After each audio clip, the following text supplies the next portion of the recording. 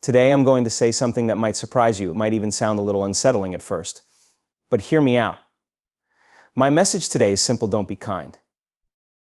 When we talk about kindness, it's easy to think about quick gestures, holding the door open for someone, giving a friendly smile, or offering a compliment. These actions are certainly pleasant and positive, but are they necessarily kind? If we're being honest, there's often a fine line between doing something truly kind and doing something that simply looks like kindness. Superficial kindness is all around us in today's world, often amplified by the visibility of social media, where even a single act of kindness can gain widespread recognition. But the problem is that when kindness becomes more about appearance than authenticity, it loses its power and its true meaning. Superficial kindness can be thought of as kindness for the sake of appearances or reputation. It's the type of kindness that often comes with a hidden agenda or a sense of obligation, rather than a genuine desire to help or support another person. This form of kindness might seem harmless on the surface after all. Holding the door or posting an inspirational message online doesn't harm anyone, right? However, when people begin to associate kindness with appearances, they start missing the true impact and intention behind what kindness is supposed to be. Superficial kindness has the potential to make people feel less seen and less valued because it is usually limited to gestures that require little to no emotional investment, care, or empathy. The prevalence of social media and digital culture has heightened this trend in recent years. Now, more than ever, we see grand gestures of kindness, random acts of charity, and expressions of love and empathy broadcast for the world to see. A person posts a photo of themselves handing out food to the homeless, or maybe a celebrity uploads a video of themselves participating in a charity event. While these actions may come from a sincere place for some, there is often an unspoken motivation for recognition or validation from others. When we feel compelled to show our kindness publicly, it's essential to ask ourselves why we feel the need to display it. Are we doing it because we genuinely want to make a difference in someone's life, or is it more about how people will perceive us? This distinction between authentic and superficial kindness matters because when kindness becomes more about appearances, it loses its true meaning. Real kindness is rooted in empathy, in the willingness to understand another person's experience, and in the desire to alleviate someone else's difficulties.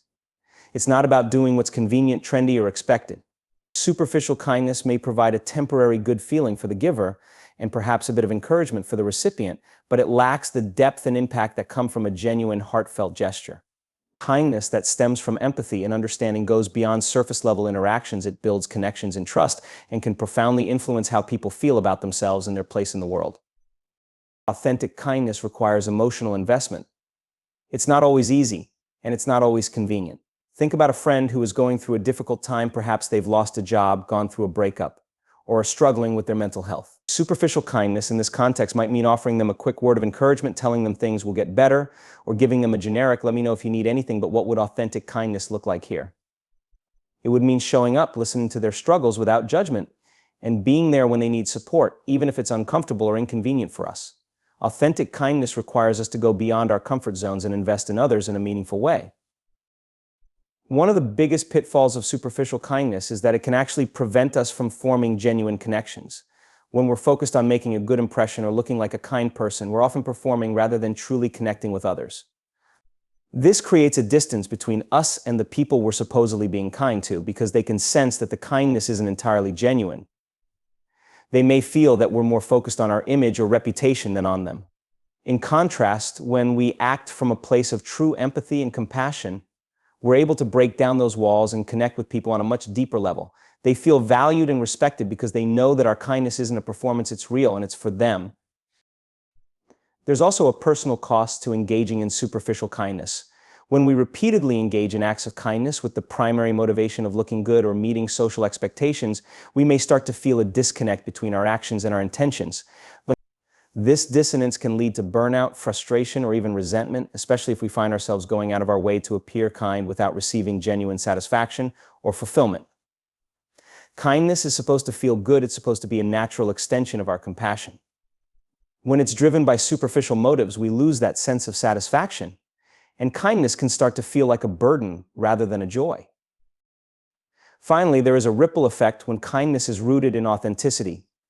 Genuine kindness can inspire others to be kind in return, not out of obligation, but out of a shared understanding of empathy and compassion. When people experience true kindness, they're often moved to pay it forward, and this is how positive change happens on a larger scale. Superficial kindness, on the other hand, rarely has this kind of impact. It might look good in the moment, but it doesn't leave a lasting impression because it lacks depth. In a world that often encourages us to focus on appearances, let's not let kindness fall into the same trap. True kindness doesn't seek praise, validation, or recognition. It simply seeks to make someone's life a little easier, a little brighter, a little more hopeful. So if you find yourself tempted to do something kind just for the sake of appearances, stop and reconsider.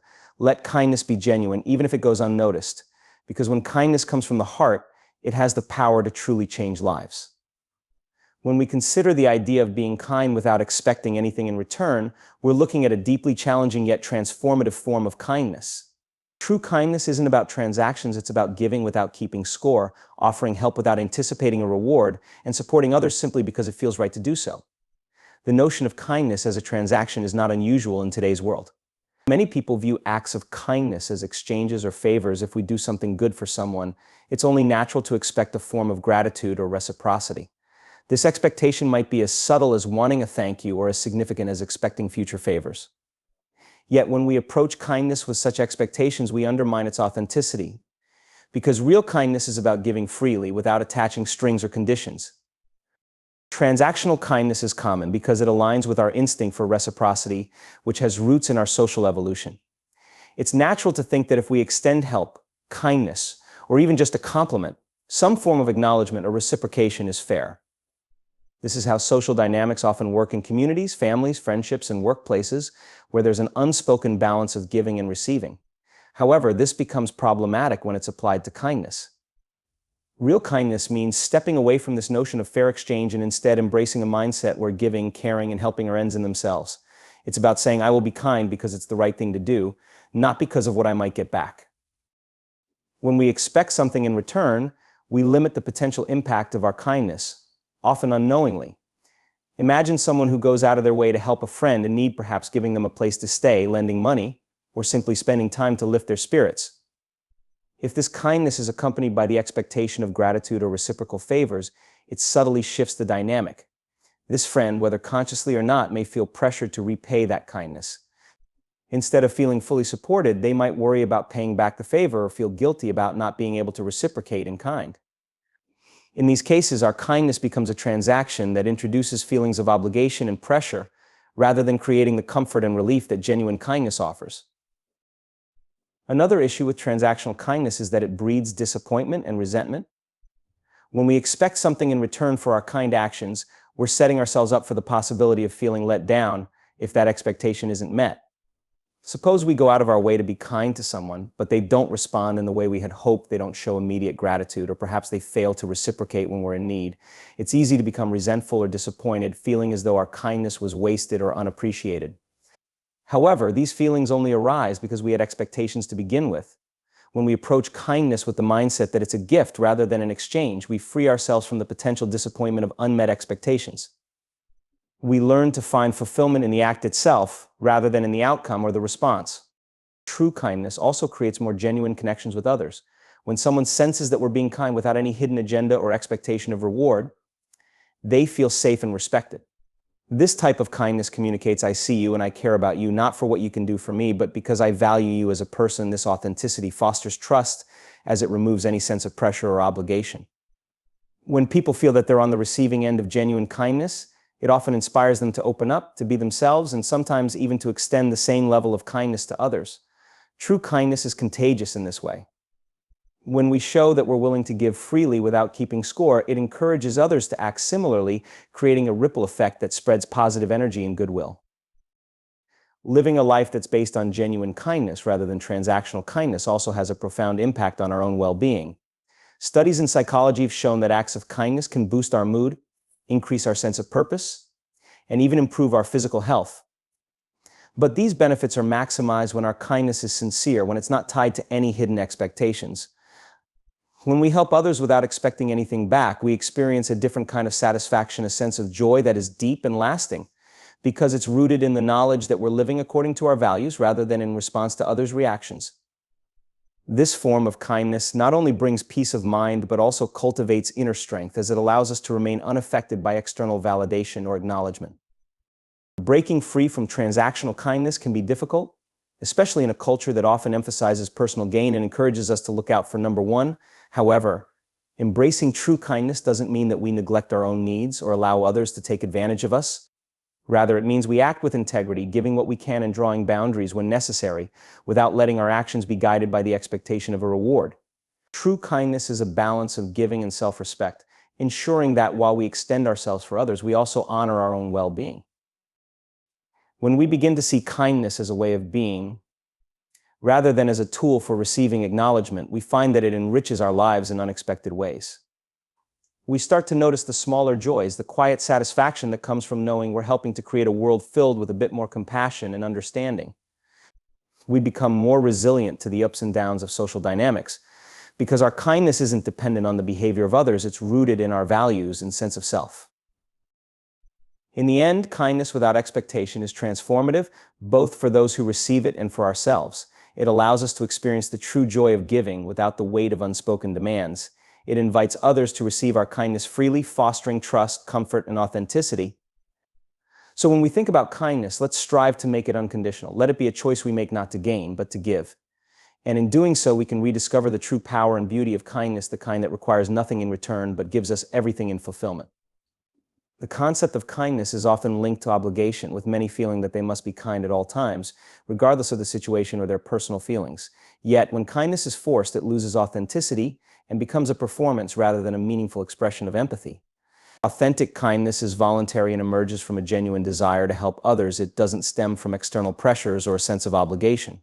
Forced kindness, however, can often feel hollow, as it comes more from a sense of duty or social expectation rather than a heartfelt wish to make a difference.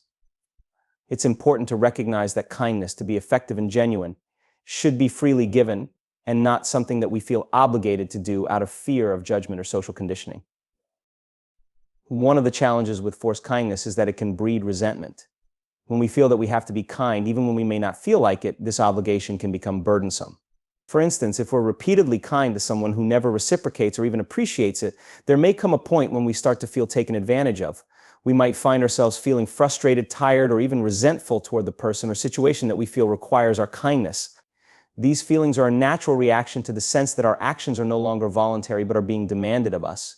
And when kindness becomes a chore rather than a choice, it loses its meaning and the positive impact it could otherwise have on both the giver and the receiver. Another issue with forced kindness is that it can mask our true feelings and prevent genuine connections. When we feel pressured to act kindly despite our actual emotions, we're essentially putting on a facade. We might offer a smile or a polite comment, but if these gestures aren't reflective of how we really feel, they can create a disconnect between our inner emotions and our outward actions.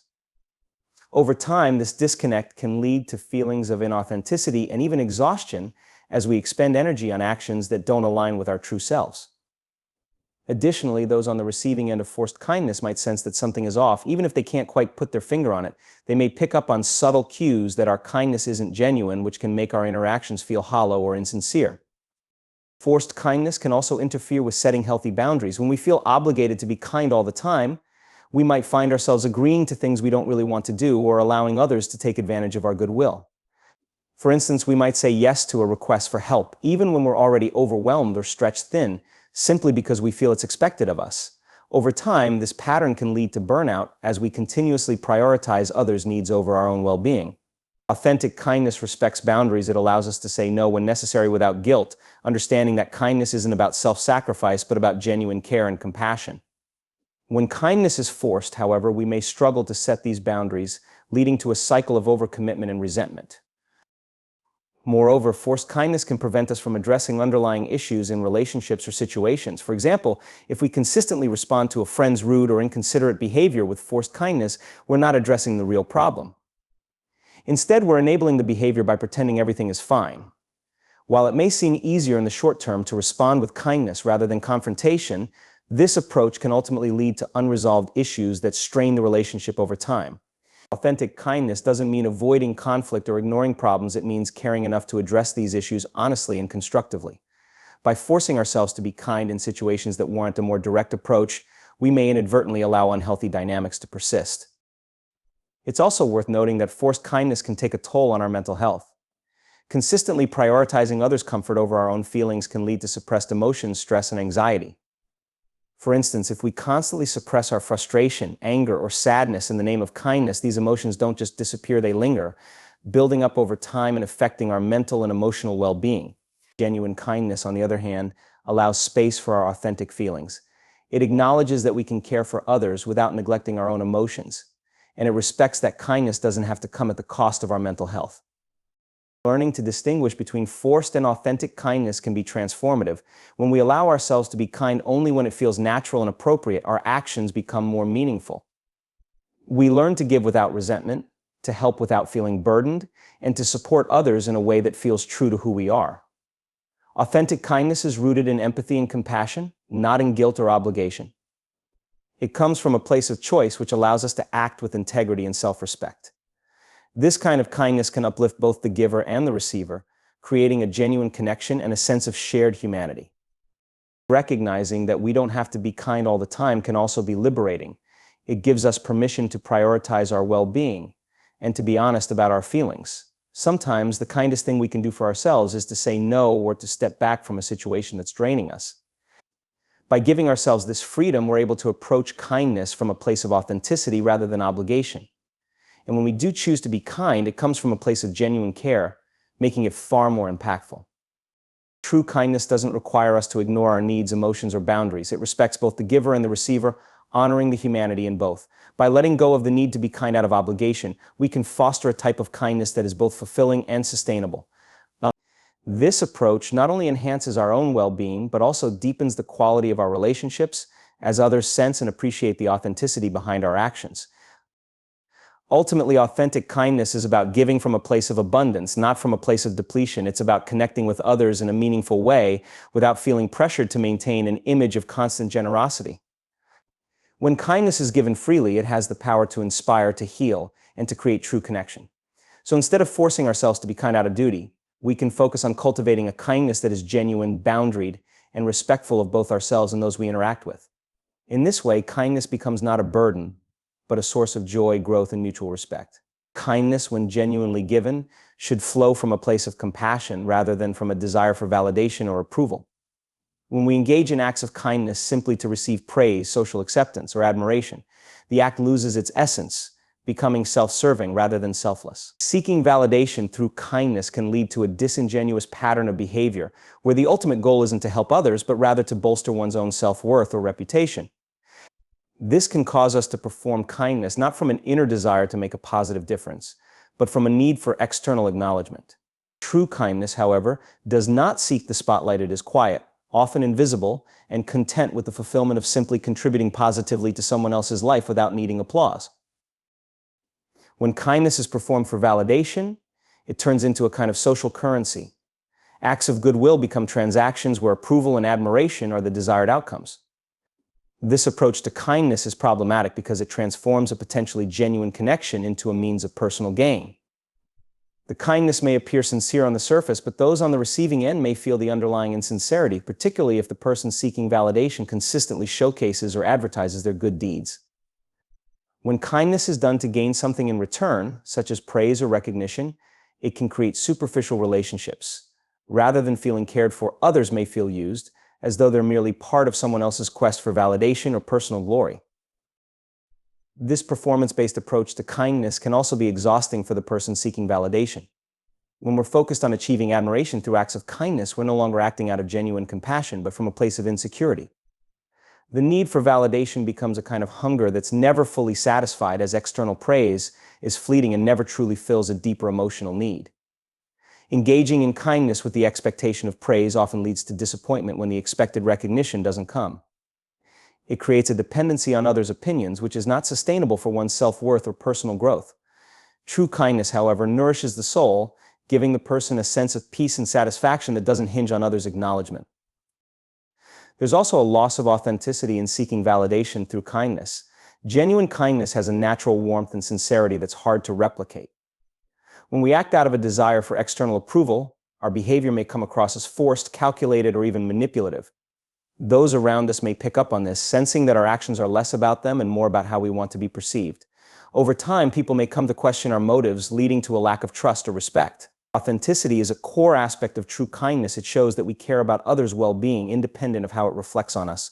This sincerity fosters trust and genuine relationships as people feel safe and valued rather than used or manipulated. Seeking validation through kindness can also limit the effectiveness of our actions. When our primary goal is to impress others, we may focus on visible acts of kindness rather than those that genuinely help someone in need.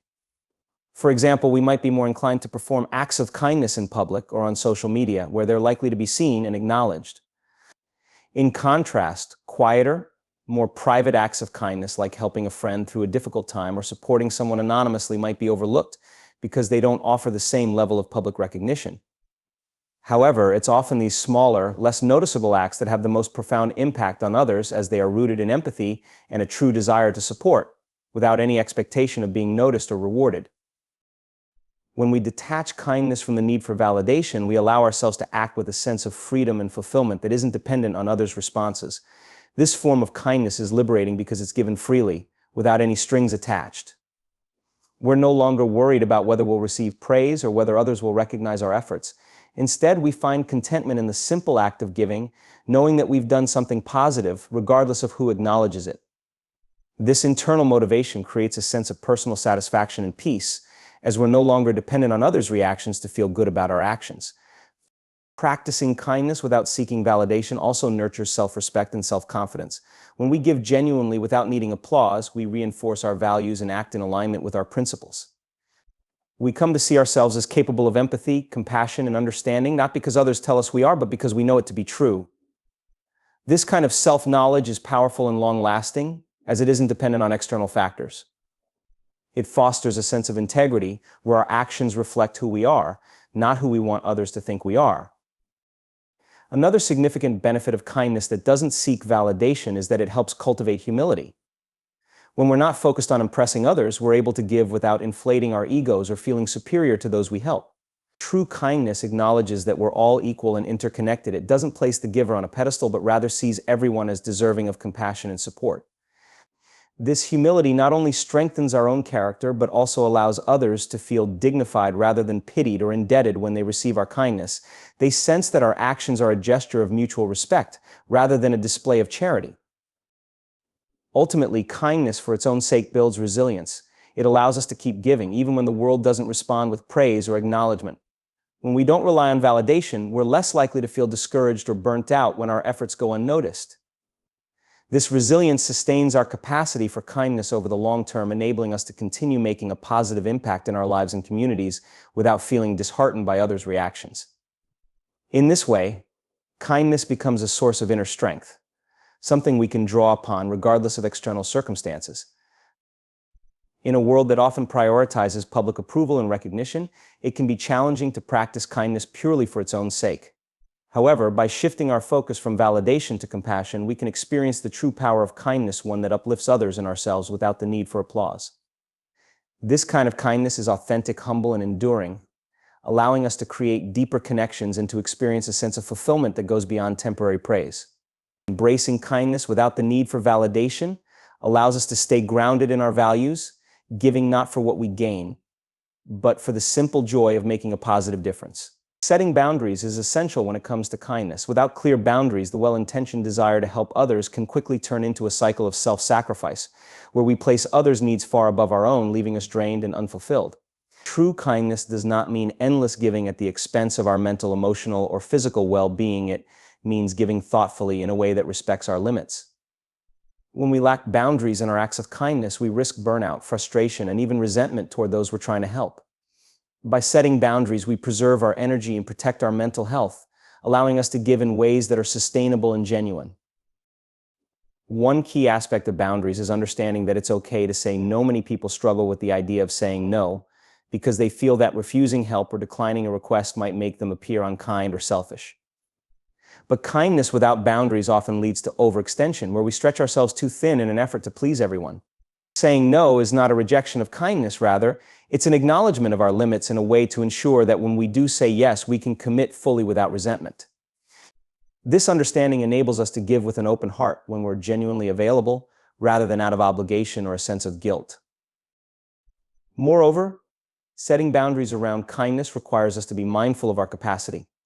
It's crucial to recognize that we have limited time, energy, and emotional resources.